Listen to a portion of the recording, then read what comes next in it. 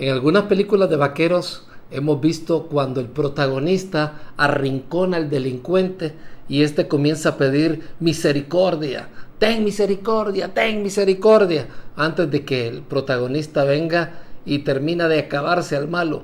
Y muchas veces escuchamos esa palabra, misericordia, misericordia.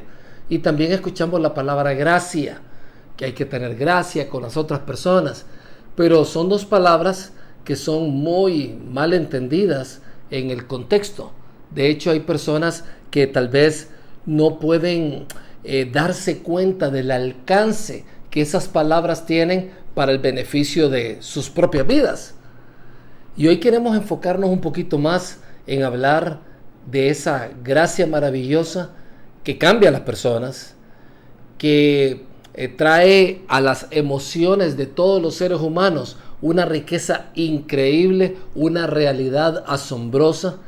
Y básicamente la misericordia se define como que Dios no permite que recibamos más castigos del que merecemos. Esa es la misericordia. Y la gracia es que Dios nos bendice sin ningún tipo de mérito de parte de nosotros. Entonces, para poner un ejemplo, es como si nosotros mereciéramos 10 años de cárcel y el juez, aplicando misericordia, diga, no le voy a dar 10, sino que le voy a dar un solo año de cárcel y además de eso puede pagar la fianza. Eso es misericordia. Ahora bien, la gracia va todavía más allá, porque merecemos esos 10 años de cárcel, pero el juez no solamente nos absuelve de esos 10 años, sino que también nos lleva a su casa a vivir. Entonces uno dice, wow, esa es la gracia, sí. Es la gracia permisiva, es la gracia algo injusto, es la gracia una oportunidad para que la gente se aproveche y haga lo que tiene que hacer. Pues precisamente muchas personas hoy en día, al no entender lo que es la gracia, de alguna forma están alrededor inventando cosas, pensando que es la gracia y realmente eso no es así.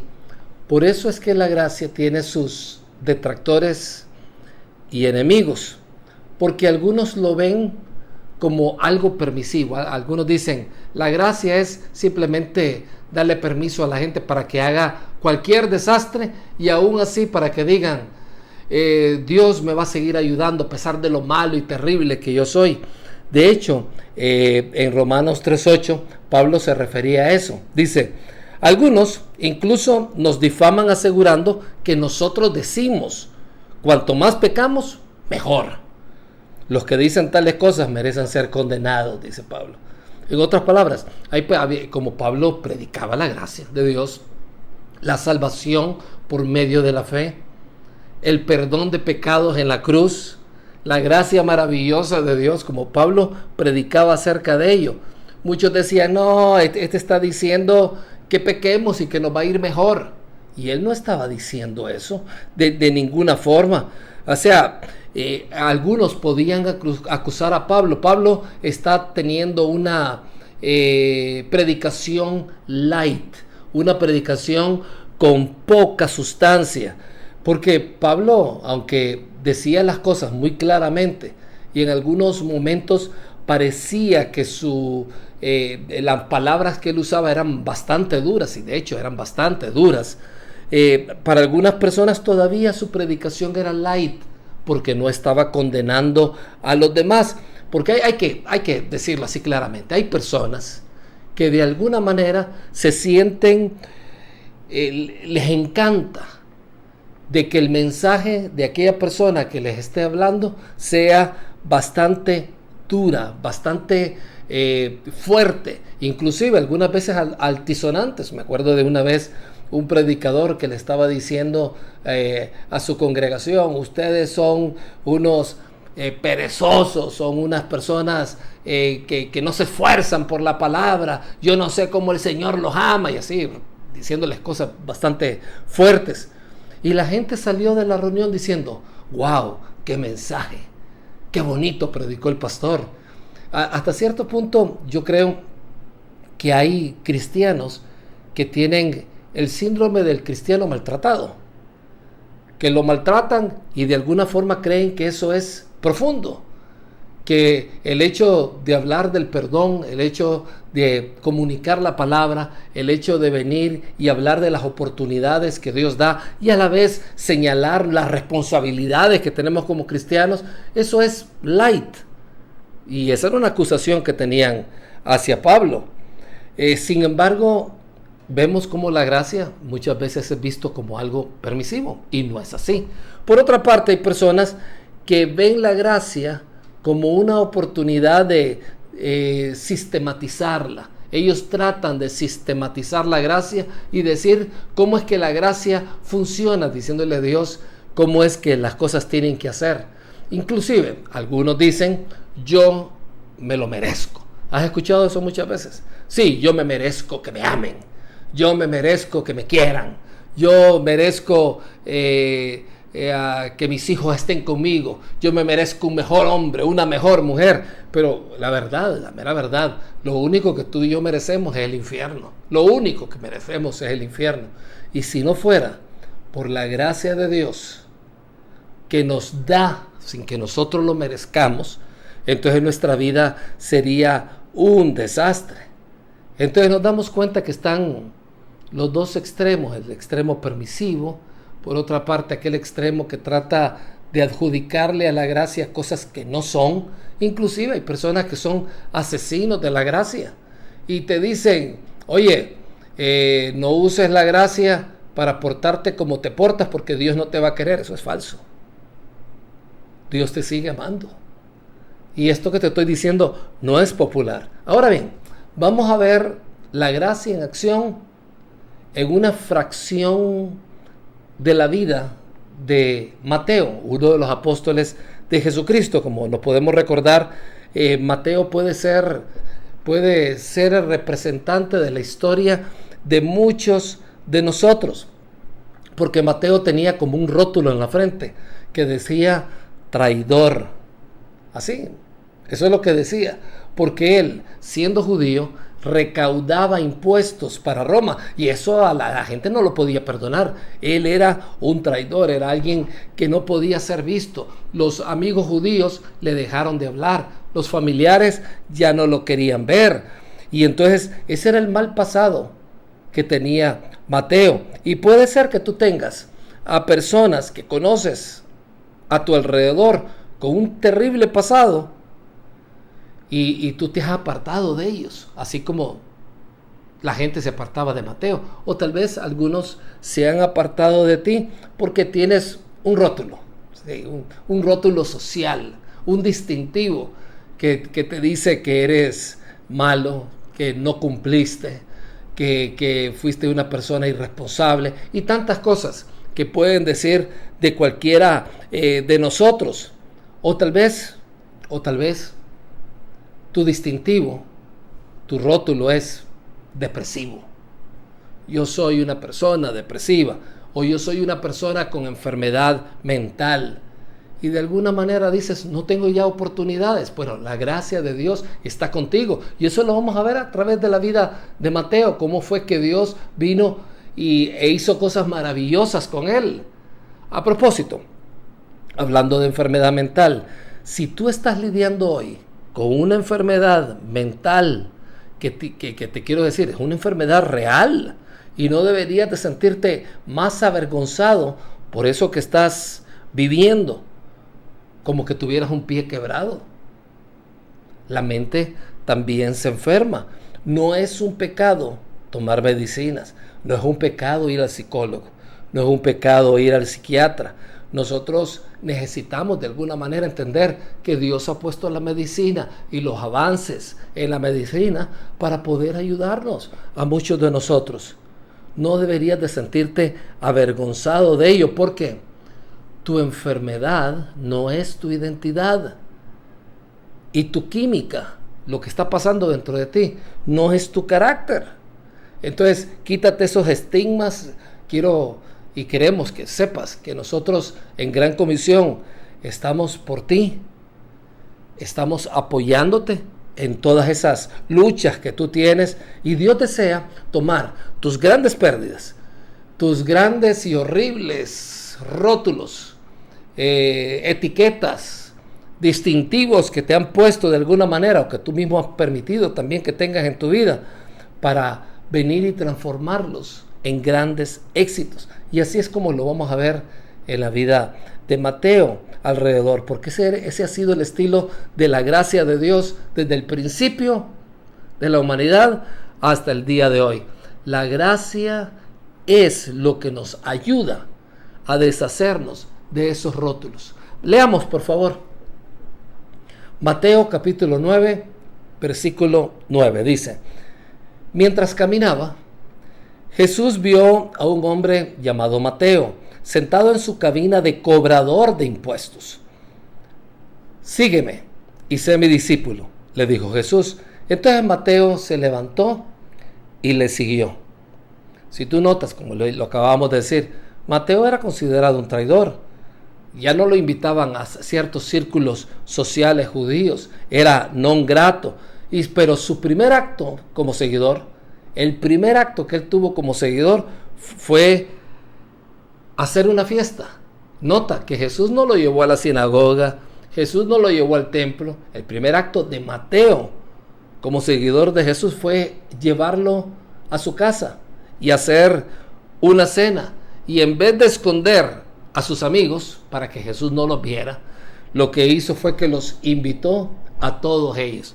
Entonces a mí me gustaría que pudieras observar esa fiesta. Si Mateo había sido rechazado de todos los círculos sociales buenos, de la gente bien, ¿quiénes eran los que estaban allí? Había un montón de gente indeseable para el pueblo judío.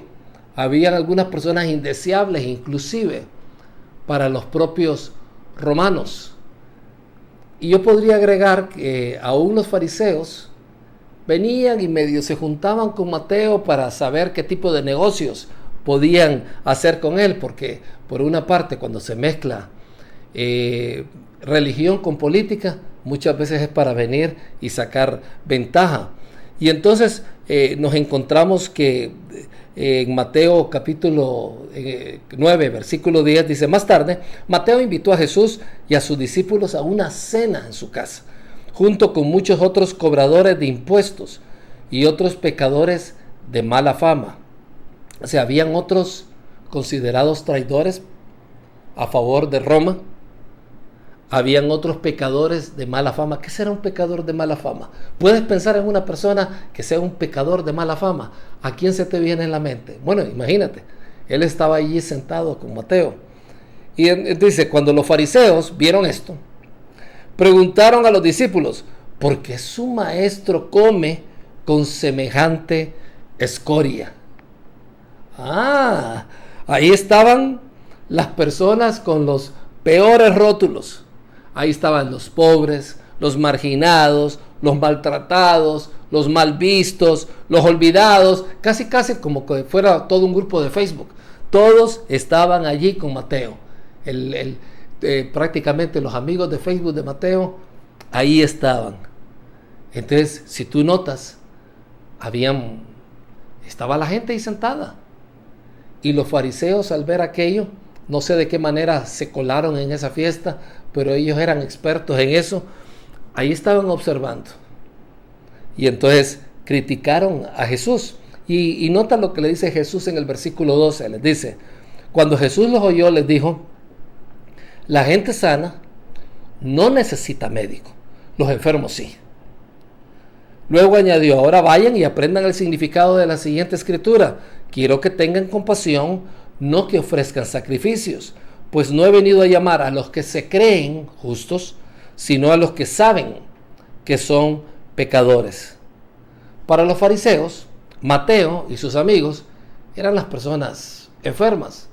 Y también para Jesús lo miraba como personas que necesitaban salud, como personas que necesitaban una medicina espiritual. Sin embargo, los sanos, en el contexto, los que se creían justos, los que se creían maduros, eran los fariseos. Y por eso fue que Jesús les citó Oseas 6:6, como diciendo: no he venido a llamar a los que se creen justos. En otras palabras, ellos se creían justos. Creían que ellos eran lo máximo. Y por eso fue que les dijo, he venido a llamar a los pecadores y no a los justos, porque los justos no me necesitan a mí. Y esa es una realidad maravillosa. La gracia no exige a las personas que tienen rótulos escandalosos en su cabeza, rótulos penosos en sus vidas, que se deshagan de ellos a fin de poder favorecerlos. No, Dios no te exige un cambio. Dios no te exige, tienes que dejar todo esto para yo favorecerte. No, Dios primero te favorece. Dios primero se da. Dios primero te ayuda. Y entonces puedes salir adelante gracias a la gracia de Dios. Es imposible decir no a las cosas que nos destruyen si no estuviera la gracia de Dios con nosotros. ¿Cuántas veces hemos escuchado personas que dicen, yo no voy a entrar a una iglesia? No puedo entrar a esa iglesia hasta que deje de pecar, o hasta que deje de salir con esta persona, o hasta que regrese un dinero que me robé, o hasta que haga esto o haga lo otro. Hasta cierto punto pensamos que leer la palabra, acercarnos a Dios, ir a una iglesia, tiene una condición, y la condición es, tengo que portarme bien a fin de acercarme a Dios. Y no, es todo lo contrario. Debido a que somos personas con rótulos terribles en nuestra frente, debemos acercarnos a Dios, a su trono de gracia, y decirle, Señor, yo no puedo, tú puedes, yo no puedo, porque sin la gracia y sin la misericordia de Dios es imposible superar nuestros rótulos. Es imposible. La gracia no se gana. La gracia Dios la ofrece. Fíjate qué maravilloso. Ahí está disponible para ti y para mí. Está lista para ser activada. La gracia no exige, sino que la gracia ayuda. Y esas son cosas maravillosas. Eso te da esperanza, ¿no? A mí me da mucha esperanza saber de que yo soy como soy y voy a seguir creciendo por la gracia de Dios, no porque yo lo merezca. Y creo que Pablo lo decía con mucha claridad. Dice, soy lo que soy por la gracia de Dios. ¿Alguna vez te has puesto a pensar por qué fue que Mateo, al escribir el Evangelio de Mateo, puso tanto énfasis en la genealogía? Me imagino que Dios tiene su razón, pero simplemente estoy imaginándome. Porque muchas veces cuando los países conquistan otros países, es que reescriben la historia, vuelven a escribir la historia, a fin de que la narrativa sea a favor de los vencedores. Pero en este caso, cuando Mateo escribe la historia de la genealogía de Jesús, en vez de poner los grandes y tremendos antepasados que Jesús tenía, mencionó algunas cosas de ellos que eran obvias, que no eran las mejores. Mencionó algunos ascendientes que a nivel de los judíos eran ascendientes que no justificaban que el Mesías viniera de esas personas.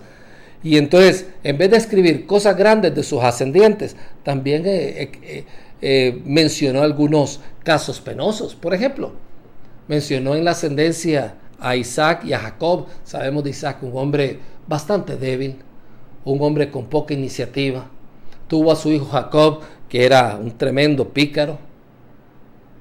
Y Jacob tuvo varios hijos. Recuerda todos los hijos que tuvo. Uno de ellos, Judá, pues prácticamente fue engatusado por una nuera que él tenía, viuda, que básicamente se acostó con él para tener descendencia.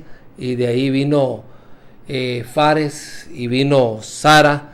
Y posteriormente nos damos cuenta cómo Salomón se casó con Rahab. Algunos dicen que ella era la mujer que se prostituía en Jericó, otros dicen que no, pero al fin y al cabo Salomón se casó con Rahab, y de ser así, eso significa que dentro de la ascendencia de Jesús había una mujer que en un momento dado se llegó a prostituir y que se convirtió en la tatarabuela del rey David. Y el hijo de ellos, o se convirtió, Booz se casó con una moabita, una persona que no era del pueblo de Dios, una moabita llamada Ruth. Y de Ruth, pues de ahí, de esa relación, nos damos cuenta que vino otro varón, después otro varón que fue el padre Isaí, padre de David. Y el resultado, ¿cuál fue? El rey David tenía una bisabuela que era básicamente moabita, ¿sí? El rey David. Te voy a decir, estas no son buenas noticias con respecto a la ascendencia de Jesús. Y si te das cuenta, de allí fue donde vino Jesucristo. Esa es la ascendencia de Jesús. Y Mateo también, como andaba con Jesús de arriba para abajo, se dio cuenta que Jesús tuvo un encuentro con una samaritana. Y la samaritana de alguna forma tenía 5 maridos. También Mateo sabía que David se había metido con Betsabé, que era esposa de otro hombre. Y también Mateo sabía que una adúltera fue llevada delante de Jesús para que la apedrearan. Y Jesús le dijo, vete y no peques más. Y también, a estas alturas de la historia, ya Mateo conocía acerca de Saulo de Tarso, sí, el perseguidor y asesino de cristianos, que se convirtió al cristianismo. Y también sabía de Juan Marcos, el sobrino de Bernabé, que simplemente fue un tipo de traidor y los dejó abandonados prácticamente a ellos. Y también sabía de Pedro, que negó a Jesucristo muchas veces. Y sabía de Onésimo, un esclavo que le hizo malas pasadas a su amo. Entonces, de alguna manera, cuando Mateo estaba haciendo memoria de todos esos, me imagino que se ponía a sonreír y decía, wow, gente como yo, pecadores como yo. Y ese es el punto. Si tú notas la gracia de Dios, y no me preguntes cómo, yo no la puedo administrar, no la puedo entender cabalmente. Es caótica, sí, parece ser caótica, pero sin lugar a dudas, sin gracia es imposible superar nuestros rótulos. Y esto lo que quiere decir es que no importa cuál es tu caso actual de infortunio, Dios quiere que te acerques a Él, que le abras tus brazos. Él quiere estar contigo. Él quiere favorecerte. Si hubieras sido invitado a la fiesta de Mateo, ¿en cuál de las mesas hubieras estado? ¿En la de los fariseos o en la de los pecadores? Yo sé que yo hubiera estado en lo de los pecadores. Y te voy a decir, del lado de aquellos que no merecen nada, pero que en Él lo tienen todo. Ese es el punto. Tú y yo no merecemos nada, pero en Él tenemos todo. Entonces es importante que le permitas a Él trabajar en tu vida. Entonces la pregunta del millón, ¿cómo podemos apropiarnos de la gracia? Siendo humildes, aceptando que no podemos, aceptando que si no es por Él, nada podemos hacer. Esa es la gracia de Dios. Me gusta como lo pone el salmista en el Salmo 51. Dice, aún si yo te ofreciera sacrificios, no es eso lo que quieres. No te agradan los holocaustos. Los sacrificios que tú quieres son el espíritu quebrantado. Tú, Dios mío, no desprecies al corazón contrito y humillado. ¿Sabes lo que Dios te está diciendo? Que Dios no puede resistirse delante de un hombre, de una mujer humildes, quebrantados y que aceptan y dicen, Señor, no puedo superar este vicio sin ti. No puedo convertirme en un mejor padre sin ti. No puedo ser un mejor hijo tuyo sin ti. Te necesito, Dios. Y cuando eso se da, las cosas comienzan a funcionar diferentes. Me gusta cómo el apóstol Pablo pudo conciliar todas estas verdades en pocos versículos. Dice, Dios los salvó por su gracia cuando creyeron. cuando fuimos tan humildes de creer. Ustedes no tienen ningún mérito en eso. Es un regalo de Dios. La salvación no es un premio por las cosas buenas que hayamos hecho. Así que ninguno de nosotros puede jactarse de ser salvo. Comenzando por la salvación, tú y yo no la merecíamos. Y Él tuvo que morir por nosotros. No lo merecíamos. Y Él murió en la cruz para perdonar todos nuestros pecados. Una deuda que debimos haber pagado, Él ya la pagó. Si tú notas, hay que ser humilde, muy humilde. Jesús se enojó muchas veces, ¿sabías eso? Muchas veces mientras estuvo en la tierra se enojó.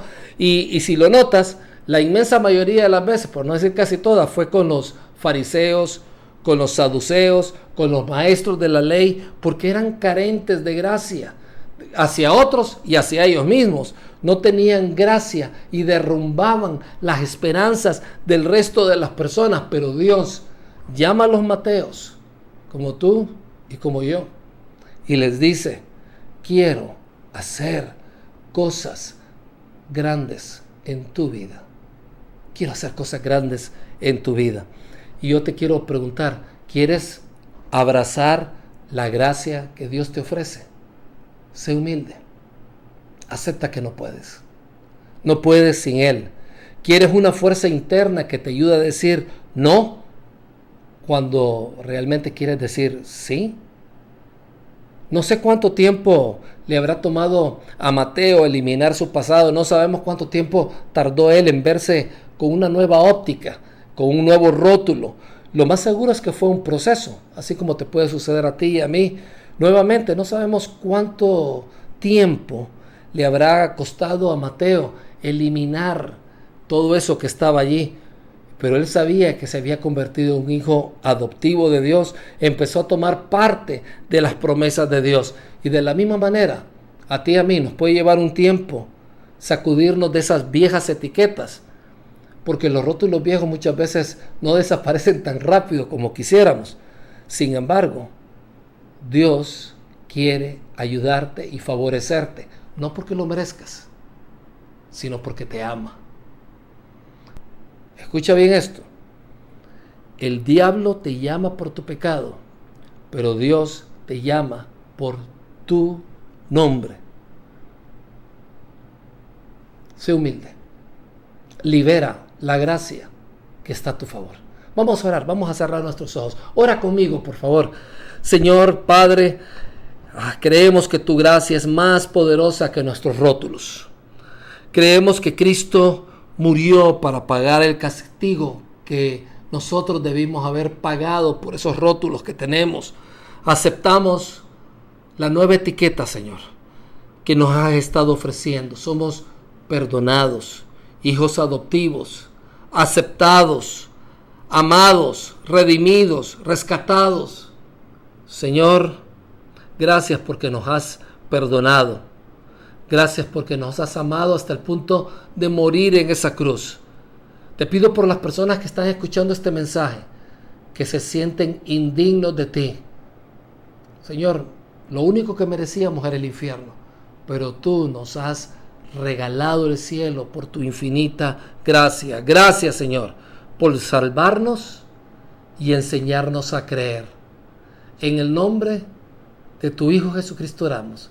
Amén y amén.